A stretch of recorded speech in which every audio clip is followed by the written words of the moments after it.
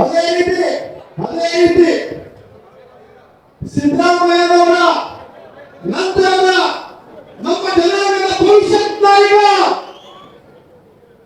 ಕೂಟದ ಒಂದು ಜಾತ್ರೆ ಆದರೂ ಸಹ ಒಂದು ಆಧ್ಯಾತ್ಮಿಕ ಕಾರ್ಯಕ್ರಮಕ್ಕೆ ಸಾಕಷ್ಟು ಸಿದ್ಧತೆಗಳನ್ನು ಮಾಡಿಕೊಂಡು ಮಾನ್ಯ ಮುಖ್ಯಮಂತ್ರಿಗಳ ಅಮೃತ ಹಸ್ತದಲ್ಲಿ ಇನ್ನೊಂದು ಉದ್ಘಾಟನೆ ಆಗಬೇಕು ಅನ್ನೋ ಒಂದು ಸಮುದಾಯದ ಆಸೆ ಇದ್ರೆ ಒಂದು ಕಾರ್ಯಕ್ರಮದ ಉದ್ಘಾಟನೆ ಆಗ್ತಾ ಇದೆ. ಮುಖ್ಯಮಂತ್ರಿ ಸಚಿವರಿಗೆ ಈ ವೇದಿಕೆಯಿಂದ ಅನಂತ ಧನ್ಯವಾದ ಸಲ್ಲಿಸ್ತಾ ಜೋಗಿಗೌಡ್ರೆ, ಸುನೀಲ್ ಲಕ್ಷ್ಮೀಕಾಂತ್, ಚಿಗರಿಗೌಡರ ಮಗಳಾದ ಸಾವಿತ್ರಮ್ಮ, ಪೊಲೀಸ್ ವರಿಷ್ಠಾಧಿಕಾರಿಗಳಾದ ಮಲ್ಲಿಕಾರ್ಜುನ್ ಬಾಲ್ಗಂಡಿ ಅವರೇ, ವೇದಿಕೆ ಮೇಲೆ ಮಾಧ್ಯಮ ಸ್ನೇಹಿತರೆ, ಅದಾದ ನಂತರ ಪುಟ್ಟ ಅವರು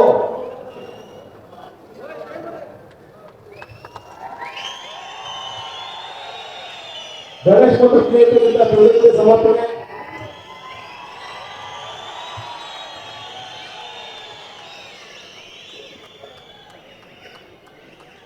ಮುಂದಿನ ಸೈಡ್ ಆಗ್ರಿ ಬನ್ನಿ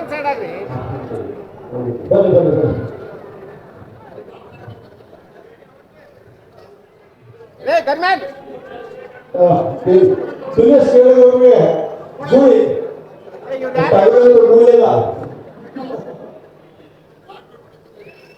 ಶಿವನ ಸೇರಿಸಿಕೊಳ್ಳಿ. ದೇಶದ ಉದ್ಯೋಗಕ್ಕೂ ಸಹ ಯಾತ್ರಾ ಮಹೋತ್ಸವದ ಕಾರ್ಯಕ್ರಮದಲ್ಲಿ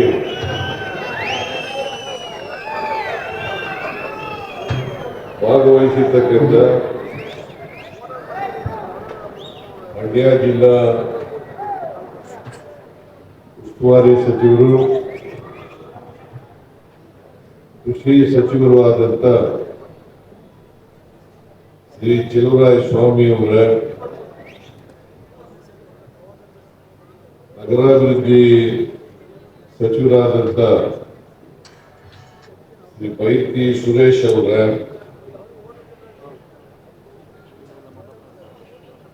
ಶಾಸಕರು ಹಾಗೂ ಅಧ್ಯಕ್ಷರು ಆದಂಥ ಕರ್ನಾಟಕ ರಾಜ್ಯ ಪರಿಸರ ಮಾಲಿನ್ಯ ಮಂಡಳಿ,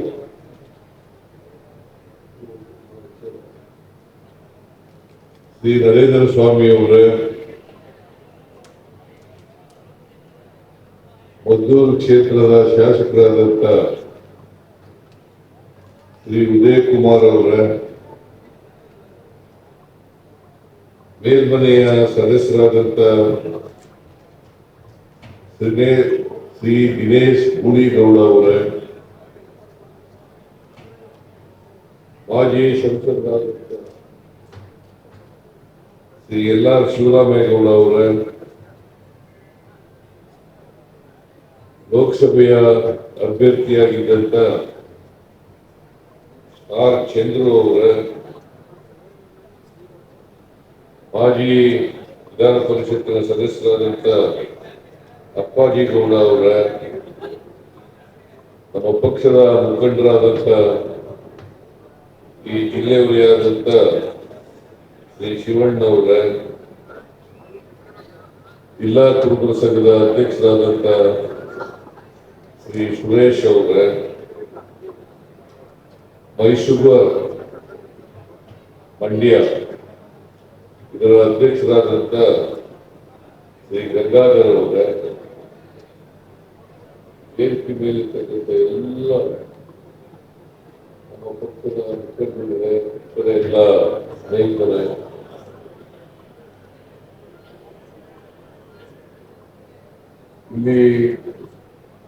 ನೆರೆದಿರ್ತಕ್ಕಂಥ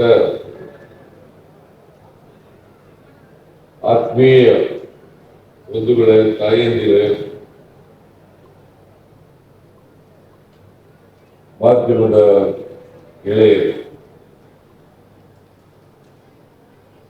ಇವತ್ತು ಉಚ್ಚಪ್ಪ ಸ್ವಾಮಿ ನಿನ್ನೆ, ಇವತ್ತು, ನಾಳೆ 3 ದಿನಗಳ ಕಾಲ ಉಚ್ಚಪ್ಪ ಸ್ವಾಮಿ ದೇವರ ಜಾತ್ರೆ ನಡೀತಾ ಇದೆ.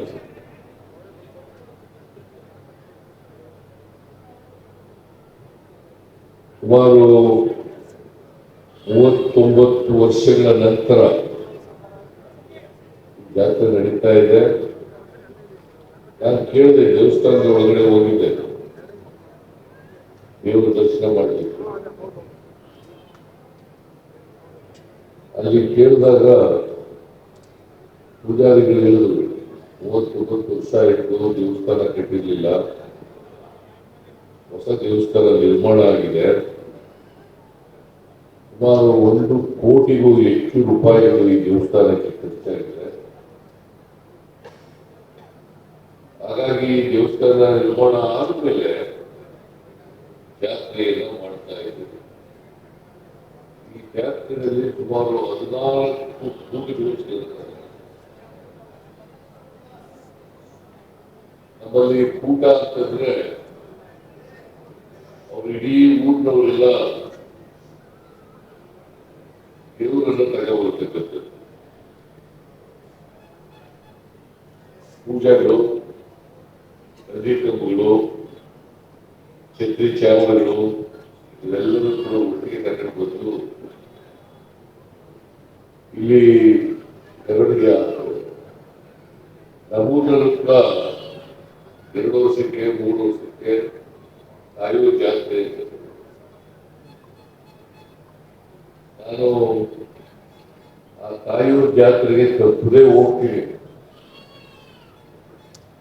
ತಪ್ಪದೇ ಶಿವರಾಯ ಸ್ವಾಮಿಯವರು ಹೇಳಿದ್ರು ಅಲ್ಲ, ಶಿವರಾಯ ಸ್ವಾಮಿ, ಸಾಮಾನ್ಯವಾಗಿ ನಾನು ದೇವರುಗಳನ್ನ ಅರ್ಸ್ಕೊಂಡು ಹೋಗೋದಿಲ್ಲ, ಆದ್ರೆ ದೇವಸ್ಥಾನಗಳಿಗೆ ಹೋಗ್ತೀನಿ. ಯಾಕಂತಂದ್ರೆ ಆಷಾಢ ಭೂತಿತನ ಇರಬಾರ್ದು. ಯಾರು ಕೂಡ ದೇವ್ರ ಪೂಜೆ ಮಾಡುವಾಗ, ದೇವಸ್ಥಾನಗಳಿಗೆ ಹೋಗುವಾಗ ಆಷಾಢ ಭೂತಿತನ ಇರಬಾರ್ದು. ದೇವರುಗಳಿಗೆ ಶ್ರದ್ಧೆಯಿಂದ ಭಕ್ತಿ ಇರಬೇಕು. ಯಾರಿಗೆ ಶ್ರದ್ಧೆ ಇರ್ತದೆ, ಭಕ್ತಿ ಇರ್ತದೆ, ಅವರು ಮಾತ್ರ ದೇವರು ಒಲಿಯಲಿಕ್ಕೆ ಸಾಧ್ಯ. ಈಗ ನಾವು ಸಮಾಜದಲ್ಲಿ ಮಾಡಬಾರ್ದನ್ನೆಲ್ಲ ಮಾಡಿ ದೇವ್ರ ಪೂಜೆ ಮಾಡ್ಕೊಂಡ ತಕ್ಷಣ ನಾವು ಮಾಡಿದಂತ ಕೆಟ್ಟ ಕೆಲಸಗಳೆಲ್ಲ ದೇವರು ಶ್ರಮಿಸ್ಬಿಡ್ತಾನೆ ಅಂತ ಹೇಳೋದಿಲ್ಲ, ಅದು ಸರಿ ಇಲ್ಲ. ನಾವು ಕೆಟ್ಟ ಕೆಲಸಗಳನ್ನೇ ಮಾಡಬಾರದು. ಮನುಷ್ಯನನ್ನ ಪ್ರೀತಿಸಬೇಕು. ಯಾಕಂದ್ರೆ ಇನ್ನೊಂದ್ರ ಬಗ್ಗೆ ಸಹಿಷ್ಣುತೆಯನ್ನ ಬೆಳೆಸಿಕೊಂಡಾಗ ಮಾತ್ರ ಇನ್ನೊಂದು ಧರ್ಮದವರು, ಇನ್ನೊಂದು ಜಾತಿಯ ಬಗ್ಗೆ ಬೆಳೆಸಬೇಕು. ನಾವೆಲ್ಲರೂ ಕೂಡ ಮನುಷ್ಯರಲ್ವಾ? ಜಾತಿ ಆಮೇಲೆ, ಜಾತಿ ನಾವು ಮಾಡೋದಲ್ಲ. ಯಾರ ಪಟ್ಟಣದ ಹಿತಾಸಕ್ತರು ಸ್ವಾರ್ಥಕ್ಕೋಸ್ಕರ ಜಾತಿ ಮಾಡೋದು. ಆಯ್ತು, ಆ ಜಾತಿನಲ್ಲಿ ಹುಟ್ಟಿದೀವಿ, ಆ ಜಾತಿನ ಅಭಿವೃದ್ಧಿಪಡಿಸಿ ಅವ್ರನ್ನ ಸಂಘಟನೆ ಮಾಡಿ ಅವ್ರಿಗೆ ನಾಯಕತ್ವ ಕೊಟ್ಟು ಮುಂಚೂಣಿಗೆ ತಗೊಳ್ತಕ್ಕಂಥದ್ದಿದೆಯಲ್ಲ, ಮುಖ್ಯವಾಗಿ ತರ್ತಕ್ಕಂಥದ್ದಿಲ್ಲ, ಅದು ಎಲ್ಲರ ಕರ್ತವ್ಯ ಅಂತಕ್ಕಂಥದ್ದನ್ನ ನಾವು ತಿಳ್ಕೋಬೇಕು. ಬಾಬಾ ಸಾಹೇಬ್ ಅಂಬೇಡ್ಕರ್ ಅವರು ಒಂದು ಮಾತನ್ನ ಹೇಳಿದ್ದಾರೆ. ಏನಪ್ಪಾ ಅಂತಂದ್ರೆ, ಎಲ್ಲರೂ ವಿದ್ಯಾವಂತರಾಗಬೇಕು. ಸಮಾಜದಲ್ಲಿರ್ತಕ್ಕಂಥ ಎಲ್ಲ ಜಾತಿಯವರು, ಎಲ್ಲ ಧರ್ಮದವರು ಎಲ್ಲರೂ ವಿದ್ಯಾವಂತರಾಗಬೇಕು. ಅವರು ಅದಕ್ಕೆ 3 ವರ್ಷಗಳಿಂದ ಶೂದ್ರ ವರ್ಗದ ಜನರಿಗೆ ಅವಕಾಶಗಳಿಂದ ವಂಚಿತರಾಗಿರ್ತಕ್ಕಂಥ ಜನರಿಗೆ ಹೇಳ್ಕೊಂಡು ಹೋಗಿದ್ದಾರೆ. ಅದೇನಪ್ಪಾ ಅಂತಂದ್ರೆ ಶಿಕ್ಷಣ, ಸಂಘಟನೆ ಮತ್ತು ಹೋರಾಟ. ಶಿಕ್ಷಣ, ಸಂಘಟನೆ, ಹೋರಾಟ. ಇಲ್ಲೇ ಹೋದ್ರೆ ಈ ಜಾತಿ ವ್ಯವಸ್ಥೆಯ ಕೂಟದಲ್ಲಿ ಇರ್ತಕ್ಕಂಥ ನಾವು ಮುಖ್ಯವಾಗಿ ಬರಲಿಕ್ಕೆ ಸಾಧ್ಯ ಆಗಲ್ಲ. ನಮ್ಮ ದೇಶದಲ್ಲಿ ನಮಗೊಂದು ಸಂವಿಧಾನ ಇದೆ. ಆ ಸಂವಿಧಾನ ಏನಿರ್ತದೆ ಅಂತಂದ್ರೆ ಸ್ವಾತಂತ್ರ್ಯ, ಸಮಾನತೆ, ಭ್ರಾತೃತ್ವ ಎಲ್ಲರಿಗೂ ಬರಬೇಕು. ನಮ್ಮ ದೇಶದಲ್ಲಿ ಒಂದೇ ಜಾತಿ ಜನ ಇಲ್ಲ, ಒಂದೇ ಧರ್ಮದ ಜನ ಇಲ್ಲ, ಒಂದೇ ಭಾಷೆ ಜನ ಇಲ್ಲ.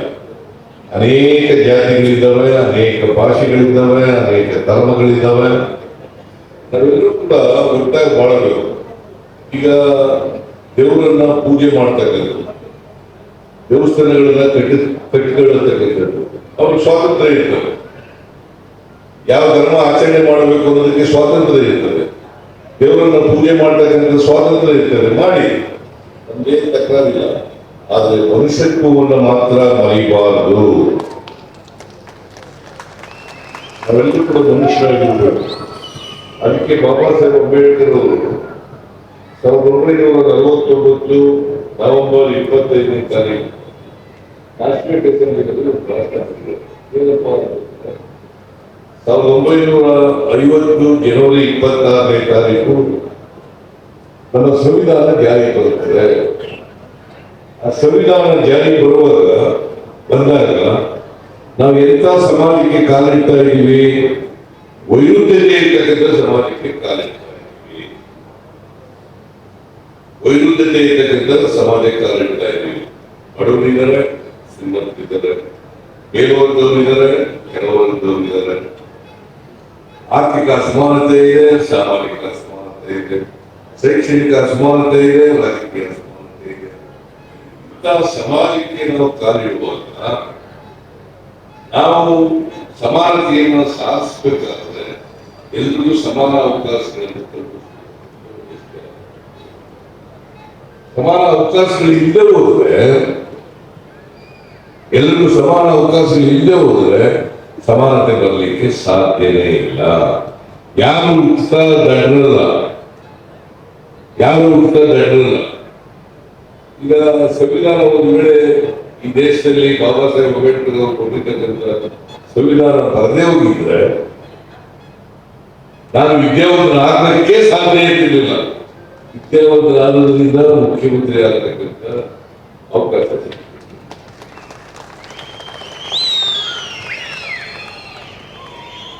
ನಾವು ಅಪ್ಪ ಅಂತ ಆತ್ಮದಲ್ಲೇ ಇರ್ಬೇಕು, ನೇತಾಗಿ ಇರ್ಬೇಕು ಅಂತ ಏನಿಲ್ಲ.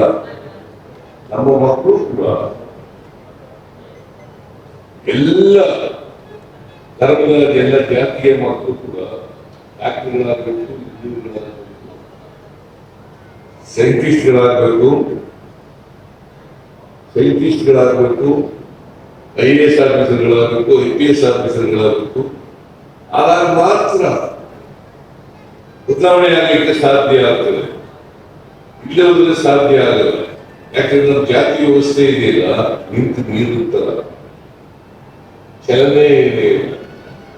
ಚಲನೆ ಇದೆ ಅಂತಕ್ಕಂಥ ಜಾತಿ ವ್ಯವಸ್ಥೆಯಲ್ಲಿ ನಾವು ಚಲನೆ ಸಿಗ್ಬೇಕಾದ್ರೆ ಆರ್ಥಿಕ, ಸಾಮಾಜಿಕ, ರಾಜಕೀಯ ಶಕ್ತಿ ಎಲ್ಲರಿಗೂ ಬಂದಾಗ ಮಾತ್ರ ಚಲನೆ ಸಿಗ್ಲಿಕ್ಕೆ ಸಾಧ್ಯ. ಅದಕ್ಕೆ ಬಾಬಾ ಸಾಹೇಬ್ ಅಂಬೇಡ್ಕರ್ ಒಂದು ಮಾತು ಏನ್ ಹೇಳಿದ್ದಾರೆ ಅಂದ್ರೆ, ನಮ್ಮ ದೇಶಕ್ಕೆ ಸ್ವಾತಂತ್ರ್ಯ ಬರಲಿಕ್ಕೆ ಸಾರ್ಥಕ ಆಗ್ಬೇಕಾದ್ರೆ ಪ್ರತಿಯೊಬ್ಬ ವ್ಯಕ್ತಿಗೂ ಕೂಡ ಆರ್ಥಿಕ, ಸಾಮಾಜಿಕ ಸದೃಢತೆ ಬರಬೇಕು, ಶಕ್ತಿ ಬರಬೇಕು, ಸಾಮಾಜಿಕ ಶಕ್ತಿ ಬರಬೇಕು, ಆರ್ಥಿಕ ಶಕ್ತಿ ಬರಬೇಕು. ಇದನ್ನ ನಾವು ಅರ್ಥ ಮಾಡ್ಕೋಬೇಕಾಗ್ತದೆ. ಈ ಚೆಲುವರಾಯ ಸ್ವಾಮಿ ಈಗ ಮಂತ್ರಿ ಆಗಿದ್ದಾರೆ, MLA ಆಗಿದ್ದಾರೆ, ಮಂತ್ರಿ ಆಗಿದ್ದಾರೆ. ಕೂಡ ಎಕ್ಸ್ MLA ಎಲ್ಲ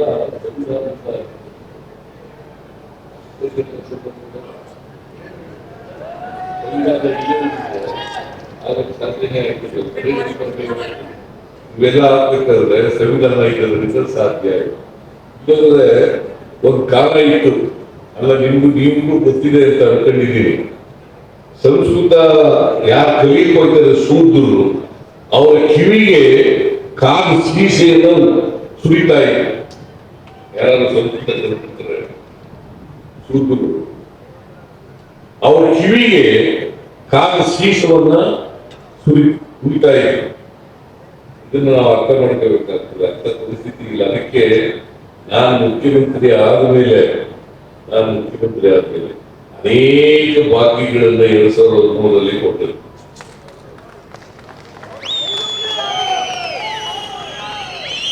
ನಾಗಮಂಗಲದ ಜನ ಬಹಳ ದೈವ ಭಕ್ತರು. ನಾನು ನಾಗಮಂಗಲಕ್ಕೆ ಪ್ರಾರಂಭ ಮಾಡಿದ್ದು ರಾಜಕಾರಣಿ ಆದ್ಮೇಲೆ ಹಿಡಿಗೌಡರಿದ್ದಾಗ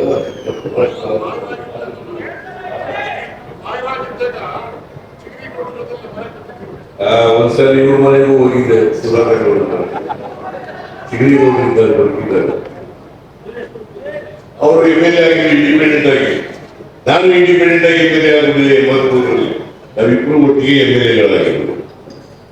ನಾನು ಯಾಕೆ ಈ ಮಾತು ಹೇಳ್ತಾ ಇದ್ದೀನಿ ಅಂತಂದ್ರೆ, ನಾಗಮಂಗಲದಂತ ತಾಲೂಕಿನಲ್ಲಿ ಚಿಗರಿಗೌಡರಂತೆಯವರು ಎಮ್.ಎಲ್.ಎ ಆಗ್ಬೇಕಾದ್ರೆ ಅದು ಸುಲಭ ಅಲ್ಲ.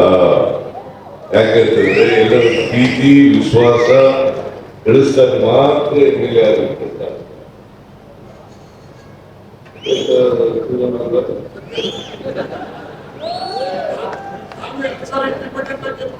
ಅದೇ ನೀವು 2 ಸಾರಿ ಇಂಡಿಪೆಂಡೆಂಟ್ ಆಗಿ ಇದ್ದಿದ್ಯಾ, ಈಗ ಸೋತಿದ್ಯಾ?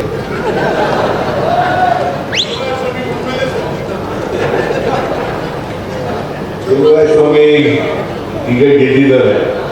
ಅದಿರ್ಲಿ, ಎಲ್ಲರೂ ಸೋಲೋದು ರಾಜಕೀಯದಲ್ಲಿ ಇರ್ತಕ್ಕಂಥದ್ದು. ನಾನು 3 ಚುನಾವಣೆ ಸೋತಿದ್ದೀನಿ. 1 ಅಸೆಂಬ್ಲಿ, 2 ಪಾರ್ಲಿಮೆಂಟ್ ಸೋತಿದ್ದೀನಿ.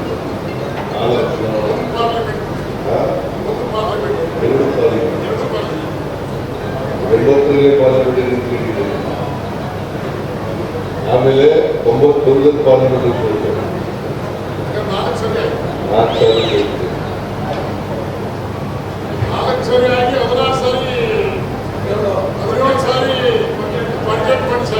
16 ಸಾರಿ. ನೋಡಿ, ನನಗೆ ಯಾವಾಗಲೂ ಒಬ್ಬ ವ್ಯಕ್ತಿಯ ಪ್ರತಿಭೆ ಅಳಿಯತಕ್ಕಂಥದ್ದು ಅವರ ಸಾಮರ್ಥ್ಯದಿಂದ ಅಳಿಬೇಕು ಅಲ್ವಾ? ನಾನು ಕುರುಬ ಜಾತಿ ಹುಟ್ಟಿದ್ದೀನಿ ಅನ್ನೋ ಕಾರಣಕ್ಕೋಸ್ಕರ ನಾನು ಮೊದಲನೇ ಬಾರಿ ಹಣಕಾಸು ಮಂತ್ರಿ ಆದಾಗ ಒಂದು ಪತ್ರಿಕೆಯಲ್ಲಿ ಬರೆದರು, ಸಿದ್ದರಾಮಯ್ಯನಿಗೆ 100 ಕುರಿ ಲೆಕ್ಕ ಬರಲ್ಲ, ಹಣಕಾಸು ಮಂತ್ರಿ ಹೆಂಗಪ್ಪ ಮಾಡ್ತಾನೆ. ಅದೇ ಸಿದ್ದರಾಮಯ್ಯ 16 ಬಜೆಟ್ಗಳನ್ನು ಮಂಡಿಸಿದ್ದೇನೆ. ಇದೆಲ್ಲ ಆಶೀರ್ವಾದ. ಅದರಿಂದ ನಾನು ಯಾಕೆ ಈ ಮಾತನ್ನು ಹೇಳ್ತಾ ಇದ್ದೀನಿ ಅಂತಂದ್ರೆ, ಸಾಮರ್ಥ್ಯ ಬರ್ತಕ್ಕಂಥದ್ದು, ಪ್ರತಿಭೆ ಬರ್ತಕ್ಕಂಥದ್ದು ಜಾತಿಯಿಂದ ಅವಕಾಶಗಳು ಸಿಕ್ಕಿದಾಗ, ಅವಕಾಶಗಳು ಸಿಕ್ಕಿದ್ರೆ ಮಾತ್ರ ಮೇಲೆ ಬರಲಿಕ್ಕೆ ಸಾಧ್ಯ ಆಗ್ತದೆ. ಅವಕಾಶಗಳು ಸಿಕ್ಕಿದ್ರೆ ಮೇಲೆ ಬರುತ್ತೆ ಆಗದೇ ಇಲ್ಲ. ಅದರಿಂದ ನೀವೆಲ್ಲರೂ ಕೂಡ ನಾನು ಒಂದು ಮನವಿಯನ್ನ ನಿಮ್ಮಲ್ಲಿ ಏನಪ್ಪ ಮಾಡ್ತೀನಿ ಅಂತಂದ್ರೆ, ಯಾವುದೇ ಕಾರಣಕ್ಕೆ ನಮ್ಗೆ ವಿದ್ಯೆ ಅರ್ಥಲ್ಲ ಅಂತ ಅನ್ಕೊಳಕ್ ಹೋಗ್ಬಿಡಿ. ಎಲ್ರಿಗೂ ವಿದ್ಯೆ ಹಚ್ಚುತ್ತೆ. ನಾನು ಗೊತ್ತಾ ನಿಮ್ಗೆ 5ನೇ ತರಗತಿಗೆ ನೇರವಾಗಿ ಸೇರ್ಕೊಂಡಂತ ನಾನು 1ರಿಂದ 4 ಓದಲೇ ಇಲ್ಲ. 5ನೇ ತರಗತಿಗೆ ನೇರವಾಗಿ ಸೇರ್ಕೊಂಡು. ಯಾಕಂದ್ರೆ ನಂಜೇಗೌಡ ಅಂತ ನಮಗೆ ಬೀರ್ ಮಕ್ಕಳು ಕೊಡ್ತ, ಈಗ ಸಿದ್ದರಾಮೇಶ್ವರ ದೇವರು ಹೋಗ್ತವರೆಲ್ಲ ಈ ವೀರ ಮಕ್ಕಳು ಕೊಡ್ತ ಕಲಿಬೇಕಾಗಿತ್ತು. ನಮ್ಮೂರಲ್ಲಿ ಸಿದ್ದರಾಮೇಶ್ವರ ಅಂತ ಇದೆ, ಇಲ್ಲಿ ಹುಚ್ಚಪ್ಪ ದೇವರು ಅಂತ ಇದೆ, ಅಲ್ಲಿ ಸಿದ್ದರಾಮೇಶ್ವರ. ಇದೆಲ್ಲ ಈಶ್ವರನ ಸಬ್ಸೆಕ್ಟ್ಗಳೇ ಇವೆಲ್ಲ. ಅಲ್ಲಿ ಈಶ್ವರನ ಸಿದ್ದರಾಮೇಶ್ವರ ದೇವಸ್ಥಾನ, ಅಲ್ಲಿ ನಂಜೇಗೌಡ ಒಂದು ಅಕ್ಷರ ಕಲಿಸಿದ್ದಾರೆ ಮರಳಿನ ಮೇಲೆ. ಆ ಮರಳಿನ ಮೇಲೆ ಅಕ್ಷರ ಕಲಿತಿರೋದ್ರಿಂದ ಕನ್ನಡ ಚೆನ್ನಾಗಿ ಬಂದಿದ್ದು ನನಗೆ. ಅವರು ನಮ್ಮ ರಾಜಪ್ಪ ಅಂತ ಒಬ್ಬ ಮೇಷ್ಟ್ರು ನನಗೆ ನೇರವಾಗಿ 5ನೇ ತರಗತಿ ಅಡ್ಮಿಟ್ ಮಾಡ್ಕೊಂಡು, ಒಂದು ವೇಳೆ ರಾಜಪ್ಪ ನಮ್ಮ ಊರಿಗೆ ಹೆಡ್ ಮಾಸ್ಟರ್ ಬರದೇ ಹೋಗಿದ್ರೆ, ನನ್ನನ್ನು 5ನೇ ತರಗತಿ ಸೇರಿಸದೆ ಹೋಗಿದ್ರೆ ನಾನು ನಾಯಕೂ ಆಯ್ತಿರಲಿಲ್ಲ, ಮುಖ್ಯಮಂತ್ರಿನೂ ಆಯ್ತಿರಲಿಲ್ಲ, MLA ಆಯ್ತಿರಲಿಲ್ಲ. ಅದಕ್ಕೆ ಇವೆಲ್ಲರಿಗೂ ಸ್ವಾಭಿಮಾನ ಬರಬೇಕಾದ್ರೆ ಶಿಕ್ಷಣ ಇರಲೇಬೇಕು. ಸ್ವಾಭಿಮಾನ ಬರಬೇಕಾದ್ರೆ, ನಿಮಗೆ ಮಾತಾಡ್ತಕ್ಕಂಥ ಧೈರ್ಯ ಬರಬೇಕಾದ್ರೆ ಶಿಕ್ಷಣ ಇರಬೇಕು. ಶಿಕ್ಷಣ ಇಲ್ಲದೆ ಹೋದ್ರೆ ಗುಲಾಮಗಿರಿ ಮನೆ ಮಾಡಬೇಕು.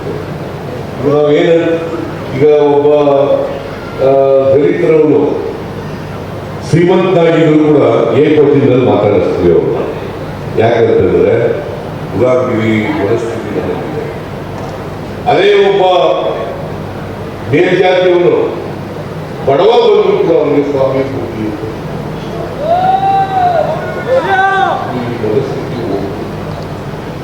ಮನಸ್ಥಿತಿ ಹೋಗ್ಬೇಕಾದ್ರೆ ಶಿಕ್ಷಣ ಇಲ್ಲೇ.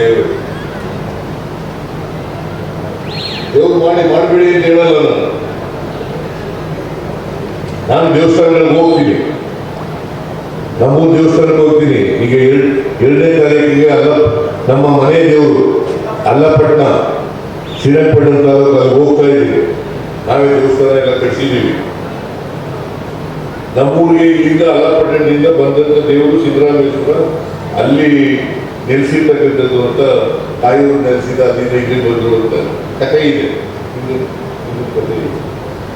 ಸೊ ಅದಕ್ಕೆ ನಾನೇನು ಹೇಳ್ತೀನಿ ಅಂತಂದ್ರೆ, ನೀವು ನಾಗಮಂಗಲದ ಜನ ಬಹಳ ದೈವ ಭಕ್ತರಿದ್ದೀರಿ, ಬಹಳ ಹಬ್ಬಗಳು, ಹರಿದಿನಗಳು, ಜಾತ್ರೆಗಳು ಇವೆಲ್ಲ ಮಾಡೋದು ಜಾಸ್ತಿ ಇದೀರಿ. ಆದರೆ ಯಾವ ಕಾರಣಕ್ಕೂ ಕೂಡ ಇದೆಲ್ಲ ಮಾಡ್ತಾ ನಿಮ್ಮ ಮಕ್ಕಳ ವಿದ್ಯಾವಂತ ಮಾಡ್ತಕ್ಕಂಥದ್ದು ತಪ್ಪಿಸಕ್ಕೆ ಹೋಗ್ಬೇಡಿ. ಓದಿಸ್ಲೇಬೇಕು. ಎಲ್ಲರೂ ಕೆಲಸ ಸಿಕ್ಕದಿಲ್ಲ, ಓದ್ಸಕ್ಕಾಗಲ್ಲ ಅಂತ ಹೋಗ್ಬಿಡಿ. ನೀವು ಎಷ್ಟೇ ಕಷ್ಟಪಟ್ಟರು ಕೂಡ ನಿಮ್ಮ ಮಕ್ಕಳನ್ನ ಮಾತ್ರ ವಿದ್ಯಾವಂತರನ್ನಾಗಿ ಮಾಡ್ತೀವಿ. ಇಲ್ಲದ್ರೆ ನಿಮಗೆ ಸಮಾಜದಲ್ಲಿ ಗೌರವನೇ ಇರೋದಿಲ್ಲ. ಓದಿನವರಿಗೆ ಗೌರವ ಇರ್ತದೆ, ಸ್ವಾಭಿಮಾನ ಇರ್ತದೆ. ಗುಲಾಮಗಿರಿ ಅವಕಾಶ ಇರೋದಿಲ್ಲ, ಗುಲಾಮಗಿರಿಗೆ ಅವಕಾಶ ಇರೋಲ್ಲ. ಅದಕ್ಕೋಸ್ಕರ ನೀವು ಮಾಡಬೇಕು ಅಂತೇಳಿ ಮಾಡಬೇಕು. ಮತ್ತೆ ನಮ್ಮ ಸರ್ಕಾರ ಬಂದ ಮೇಲೆ ನಾನು 2003ರಿಂದ 2018 ಮುಖ್ಯಮಂತ್ರಿ ಆಗಿದ್ದೆ. ಆಮೇಲೆ ಮತ್ತೆ 23ರಲ್ಲಿ ಮುಖ್ಯಮಂತ್ರಿ ಆಗಿದ್ದೀನಿ. 2 ಸಾರಿ ಮುಖ್ಯಮಂತ್ರಿ ಆಗಿರೋದು ಇದೆಯಲ್ಲ, ಯುವರಾಜ್ ಬಿಟ್ರೆ 5 ವರ್ಷ ನಾನೇ ಮುಖ್ಯಮಂತ್ರಿ ಆಗಿರೋದು.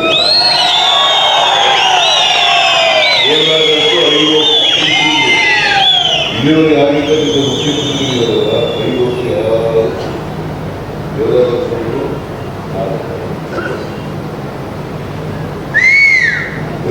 ಒಬ್ಬರು, ನಾನೊಬ್ಬ.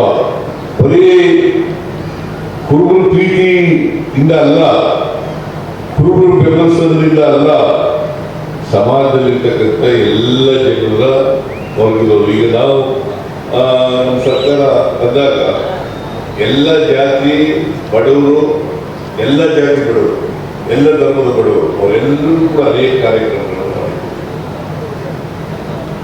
ಶಕ್ತಿ ಯೋಜನೆ, ಎಲ್ಲ ಹೆಣ್ಮಕ್ಳು ಫ್ರೀಯಾಗಿ KSRTC ಬಸ್ನಲ್ಲಿ ತಿರುಗಾಡ್ಬೋದು, ಫ್ರೀಯಾಗಿ. ಅನ್ನಭಾಗ್ಯ ಕಾರ್ಯಕ್ರಮ 10 kg ಅಕ್ಕಿಯನ್ನು, ನಾನು ನಿಮ್ಮೊಂದು ಕಥೆ ಹೇಳ್ತೀನಿ ಕೇಳಿ. ನಾನು ಹೆಂಗೆ ಬಡವರಿಗೆ ಅಕ್ಕಿ ಕೊಡ್ಲಿಕ್ಕೆ ಪ್ರಾರಂಭ ಮಾಡಿದೆ ಯಾಕಪ್ಪ ಅಂತಂದ್ರೆ, ನಮ್ಮ ಮನೆಯ ಪಕ್ಕ ಒಬ್ರು ಬಡವರಿದ್ರು. ಅವ್ರ ಮನೆಯಲ್ಲಿ ಮಕ್ಕಳಿಗೆ ಏನಾದರೂ ತೊಂದರೆ ಬಂದರೆ, ಕೆಮ್ಮು ಬಂದರೆ, ನೆಗಡಿ ಬಂದರೆ, ಜ್ವರ ಬಂದರೆ, ಬೇದಿ ಆದರೆ ನಮ್ಮ ಮನೆ ಹತ್ರ ಬಂದು ಒಂದು ತುತ್ತು ಅನ್ನಕ್ಕೋಸ್ಕರ ನಿಂತಿರೋದು. ನಾನು ಅದನ್ನು ಕಣ್ಣಾರೆ ನೋಡಿದ್ದೆ. ನಾನು ಮುಖ್ಯಮಂತ್ರಿ ಆದಾಗ ಯಾರು ಕೂಡ ಇನ್ನೊಬ್ರು ಮನೆ ಮುಂದೆ ಒಂದು ತುತ್ತು ಅನ್ನಕ್ಕೋಸ್ಕರ ಕೈ ಮುಟ್ಟಬಾರ್ದು.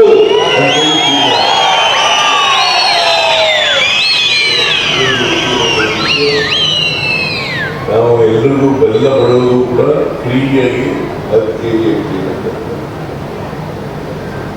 ಆಮೇಲೆ ವಿದ್ಯುತ್ ಶಕ್ತಿ 200 ಯೂನಿಟ್ ವರೆಗೆ ಫ್ರೀ ಕರೆಂಟ್.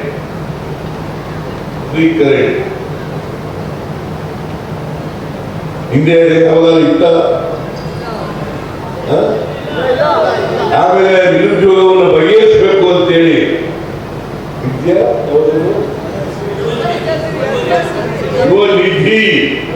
ಯುವ ನಿಧಿಯನ್ನು ಪ್ರಾರಂಭ ಮಾಡಿದ್ದೀವಿ.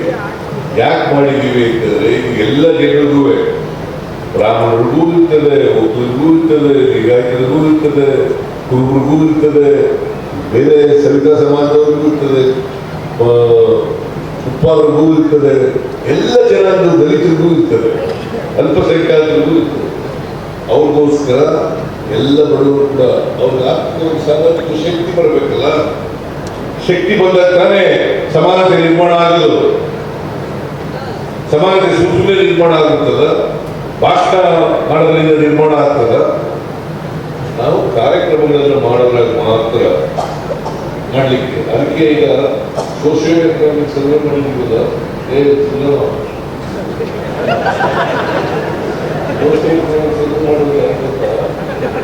ಎಲ್ಲರೂ ಪರಿಸ್ಥಿತಿ ಗೊತ್ತಾಗಬೇಕು. ಸ್ವಾತಂತ್ರ್ಯ ಬಂದಾಗ ಏನೇನಾಗಿದ್ದೀವಿ ಅಂತ, ನೀನೇನಾಗಿದ್ದೀಯಾ, ನಾನೇನಾಗಿದ್ದೀನಿ ಅಂತ ಗೊತ್ತಾಗ್ತದ.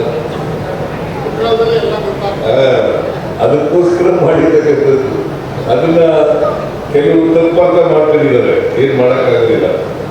ಏನೇ ಆಗಲಿ, ನಾವು ಎಲ್ಲ ಬಡವರಿಗೆ, ನಿಮಗೆ ಜಾತಿ ಸುಮ್ಮನೆ ಹೋಗಲ್ಲ. ಆರ್ಥಿಕವಾಗಿ ಸಾಮಾಜಿಕವಾಗಿ ಶಕ್ತಿ ಬಂದಾಗ ಮಾತ್ರ ಜಾತಿ ಹೋಗ್ಲಿಕ್ಕೆ ಸಾಧ್ಯ ಆಗಿದೆ. ಇಲ್ಲದೆ ಹೋದರೆ ಜಾತಿ ಹಂಗೇ ಇರ್ತದೆ. ಅದಕ್ಕೋಸ್ಕರ ನೀವೆಲ್ಲರೂ ಕೂಡ ವಿದ್ಯಾವಂತರಾಗಿ ರಾಜಕೀಯ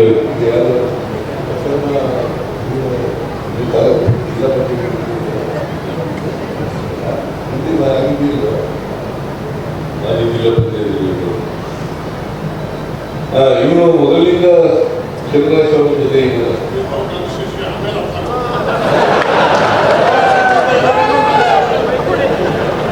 ಬಹಳ ದಿನ ನಮ್ಮ ಶಿಷ್ಯರೆಲ್ಲ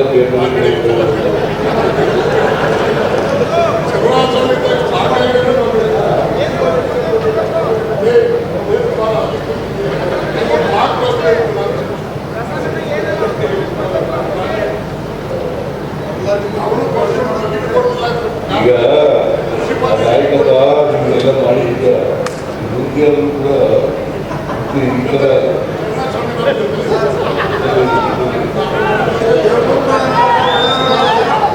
ನೀವಿಬ್ರು ಜೊತೆಲಿದ್ದೆ. ಚಲುವರಾಯ ಸ್ವಾಮಿ, ಇವನು ಶಿವರಾಮೇಗೌಡ ಜೊತೆಲಿದ್ದು ಎಲ್ಲ ಜನರನ್ನು ಕೂಡ ಒಟ್ಟಿಗೆ ತಗೊಂಡು ಹೋಗ್ಬೇಕಂತ ಕೆಲಸ ಮಾಡ್ತೀವಿ ಅಂತಿದೆ.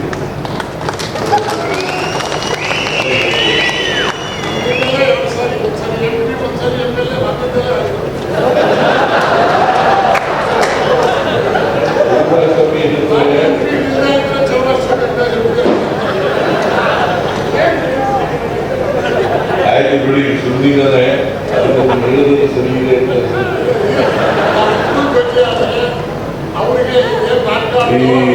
ಈ ಶಿವರಾಮೇಗೌಡ ಒಂದ್ಸರಿ ಸತ್ಯ ಹೇಳ್ತಾರೆ, ಒಂದ್ಸರಿ ಸುಳ್ಳು ಹೇಳ್ತಾರೆ.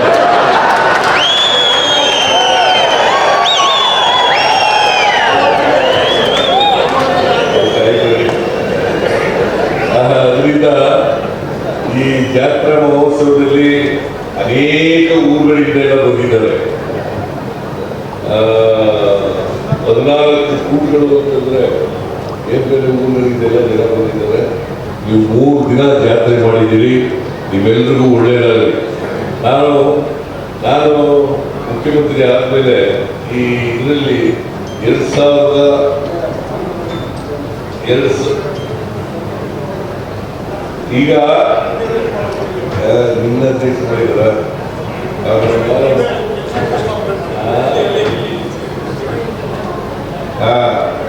ಈಗ ನಮ್ಮ ದೇವಸ್ಥಾನಗಳು ಮಂಡ್ಯ ಜಿಲ್ಲೆಯಲ್ಲಿ 2120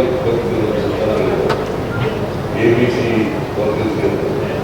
ಅದರಲ್ಲಿ ಹಿಂದಿನ ಸರ್ಕಾರ ಇದ್ದಾಗ ಬಿಜೆಪಿ ಸರ್ಕಾರ ಬರೀ 90,000 ಕೊಟ್ಟಿದೆ. ಈಗ ನಾನು 4,35,00,000 ಕೊಟ್ಟಿದ್ದೀನಿ.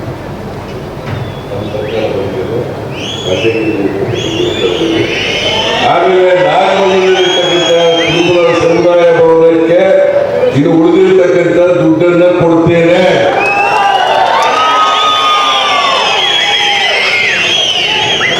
ಆಮೇಲೆ ಚೆಲುವರಾಯ ಸ್ವಾಮಿ ಮಿನಿಸ್ಟರ್ ಆದ್ಮೇಲೆ ಹೊಸ ಚೆಲುವರಾಯ ಸ್ವಾಮಿ ಮಾಡಿದ ಕೆಲಸ ಮಾಡಲಿಕ್ಕೆ ಕೆಲಸ ಮಾಡಿದ್ರು. ಮೆಡಿಕಲ್ ಕಾಲೇಜುಗಳಿಂದ ಬಂದದ್ದು, ಅಗ್ರಿಕಲ್ಚರ್ ಯೂನಿವರ್ಸಿಟಿಗಳಿಂದ ಬಂದದ್ದು, ಆಮೇಲೆ ನೀರಾವರಿ ಕಾರ್ಯಕ್ರಮಗಳೆಲ್ಲ. ಈಗ ಫ್ಯಾಕ್ಟ್ರಿ ಶುಗರ್ ಫ್ಯಾಕ್ಟ್ರಿ ಇದೆಯಲ್ಲ, ಇವತ್ತೇನಾದ್ರು ಉಳಿದಿದ್ರೆ ಅದು ಚೆಲುವರಾಯ ಸ್ವಾಮಿಯಿಂದ. ನಾನು 70 ಕೋಟಿ ಕೊಟ್ಟಿದ್ದೇನೆ ಸರ್, ಈ ಸಲ 50 ಕೋಟಿ ಕೊಟ್ಟೆ.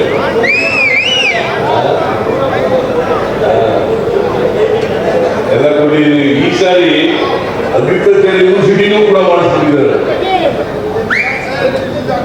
ಚೆಲುವರಾಯ ಸ್ವಾಮಿ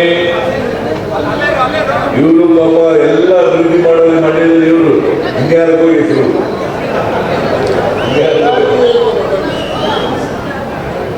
ಅದೇನೇ ಇಲ್ಲಿ ನಾನು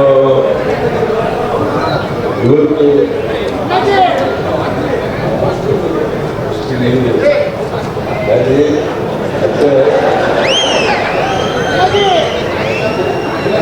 ಓಕೆ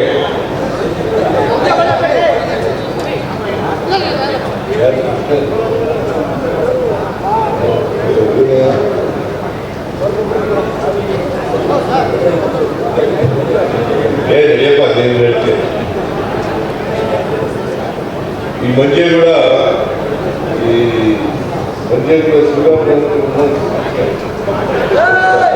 ನಾನು ನನ್ನ ಜೊತೆ ಇರ್ತೇನೆ.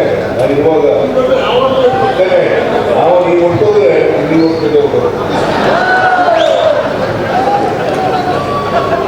ಅದೇನೇ ಆಗಲಿ, ನಿಮ್ಮೆಲ್ಲರ ಆಶೀರ್ವಾದ ಇರಲಿ, ನಿಮ್ ಜೊತೆ ನಾನಿದ್ದೇನೆ.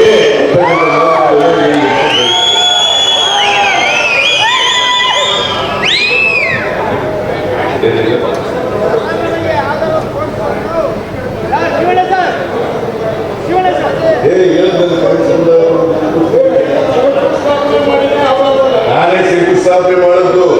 ಇನ್ನು ಉಳಿದಂತ ಹಣವನ್ನ ಕೊಡ್ತೇನೆ.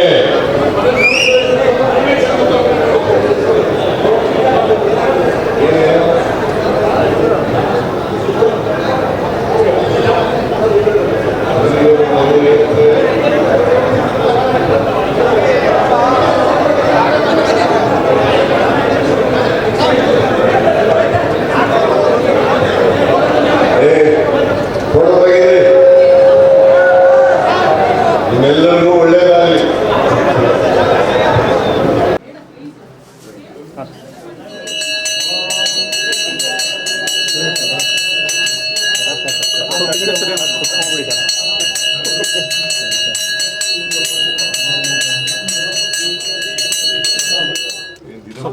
ಸಿಗಲ್ಲ ಮುಂದೆ ಬಂದ್ರೆ ಸಿಗಲ್ಲ. ಸೋಮವಾರ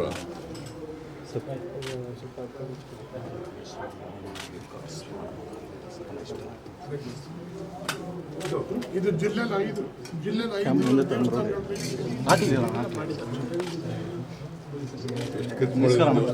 ಸ್ವಲ್ಪ ಸೈಡ್ ಎಲ್ಲ ಕಾರ್ಯಕ್ರಮಗಳು ಈ ವೇದಿಕೆಯಲ್ಲಿ ಪ್ರಾರಂಭವಾಗುವ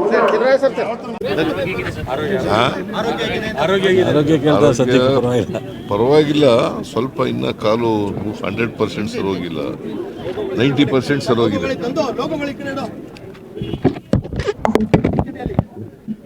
ಹೇಳಿ ಸರ್, ಜಾತಿ ಗಣತಿ ವಿಚಾರ ಸಾಕಷ್ಟು ಚರ್ಚೆ ಆಗ್ತಾ ಇದೆ. ನಿಮ್ಮ ಪಕ್ಷದ ನಾಯಕರುಗಳೇ ಅದರ ಬಗ್ಗೆ ಡಿ.ಕೆ. ಸುರೇಶ್ ಅವರು ಎಲ್ಲ ಗೊಂದಲ ಇದೆ, ಅದನ್ನ ಬಗೆಹರಿಸಬೇಕಾಗಿರುತ್ತೆ. ಏನಾದ್ರು ಇವನ್ನೇ ತೆಗೆದು ಸರಿಪಡಿಸ್ತೀವಿ ಅಂತ ಹೇಳಿದ್ದೀವಿ. ಅಭಿಪ್ರಾಯ ಕೊಟ್ಟಿಲ್ಲ.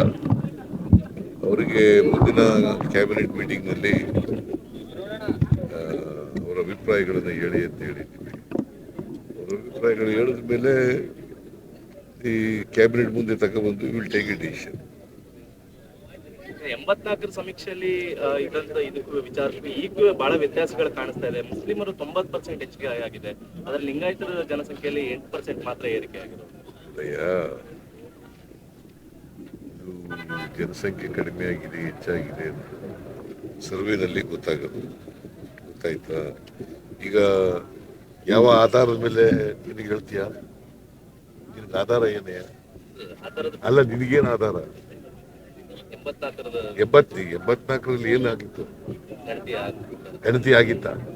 ಆಗಿದೆ ಅಂತ ಹೇಳ್ತಾ ಇರೋದು ಯಾರು ಹೇಳಿದ್ರು? ಬಿಜೆಪಿ ಅವರು. ಬಿಜೆಪಿಯವರು ಹೇಳ್ತಾರೆ ಅಂತಲ್ಲ.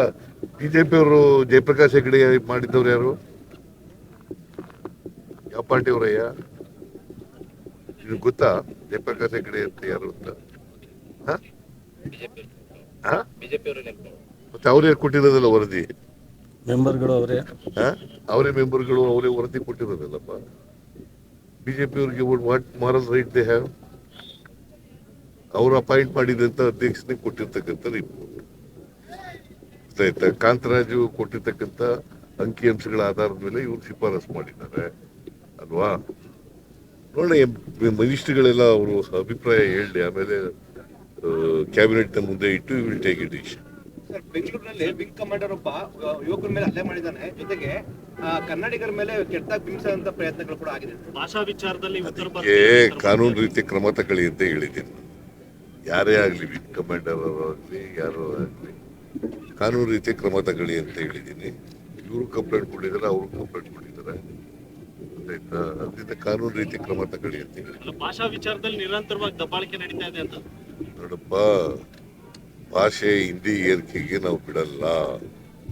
ಹಿಂದಿ ಭಾಷೆನ ಕೇಂದ್ರ ಸರ್ಕಾರ ಮಾಡಿದ್ರೆ ನಾವು ಅದಕ್ಕೆ ವಿರೋಧ ಮಾಡ್ತೀವಿ, ಒಪ್ಪಲ್ಲ ಅಂತ ಹೇಳಿದೀವಿ. That is our stand, state government stand. ದ್ವಿಭಾಷಾ ನೀತಿ ತಂದಿದೀವಲ್ಲ ಈಗಾಗಲೇ. ತಂದಿರ ಅಂತಲ್ಲ, ಈಗಾಗಲೇ ದ್ವಿಭಾಷಾ ನೀತಿ ಇದೆ. ಮಾತೃಭಾಷೆ ಮತ್ತೆ ಇಂಗ್ಲಿಷ್ ಭಾಷೆ ಇದೆ. ಹಿಂದಿನೂ ಕಲಿಯೋ ಅವಕಾಶ ಇದೆ. ಅದಕ್ಕೆ ಕೇವಲ ಇಂಗ್ಲಿಷ್ ಮತ್ತೆ ಕನ್ನಡ ಮಾತ್ರ. ಯಾವುದು? ಹಿಂದಿನ ಅವಕಾಶ ಇದೆಯಲ್ಲ ಅಂತ. ಇಲ್ಲಿ ಹಿಂದಿ ಎಲ್ಲಿದೆ? ಹಿಂದಿ ಅವಕಾಶ ಇದೆ, ಆ ಕಾರಣಕ್ಕೋಸ್ಕರ ಈ ರೀತಿ ತ್ರಿಭಾಷಾ ಸೂತ್ರ ಇಲ್ಲ. ನಾವು ಕನ್ನಡ ಮತ್ತು ಇಂಗ್ಲಿಷ್ ಅಷ್ಟೇ ಕಲಿಸೋದು. ಕೆಪಿಎಸ್ಸಿ ಪಾದಯಾತ್ರೆ ಮಾಡ್ಲಿಕ್ಕೆ ಅಂತ ಹೊರಟಿದ್ದಾರೆ. ಸೆಷನ್ ಕೂಡ ಬಹಳ ಚರ್ಚೆ ಆಗಿತ್ತು. ಯಾರು? KPSC public service commission. ಏನು ಅದು ಇದ್ರ ಎಕ್ಸಾಮ್ ವಿಚಾರವಾಗಿ ಇದಾಗಿದೆ. ಕೋರ್ಟ್ಗೆ ಹೋಗಿದೆಯಲ್ಲಪ್ಪ ಅದು. ಈಗ ಅವ್ರು ಪಾದಯಾತ್ರೆ ಮಾಡ್ಲಿಕ್ಕೆ ಮುಂದಾಗಿದ್ದಾರೆ. ಯಾರು? ಈಗ ಏನು ಅಭ್ಯರ್ಥಿಗಳು ಯಾರೇ ಪಾದಯಾತ್ರೆ ಮಾಡ್ತಾರೆ? ನೀವು ಸುಮ್ಮನೆ ಏನು ಅರ್ಧಂಬರ್ಧ ತಿಳ್ಕೊಂಡು ಪ್ರಶ್ನೆ ಕೇಳ್ಬಿಟ್ರೆ ಸರಿ, ಪೂರ್ಣ ತಿಳ್ಕೊಂಡು ಕೇಳಿ ಪ್ರಶ್ನೆ. ಜನ ಇದ್ದಾರೆ, ಒಂದು ನಿಮಿಷ ಅರ್ಜಿ.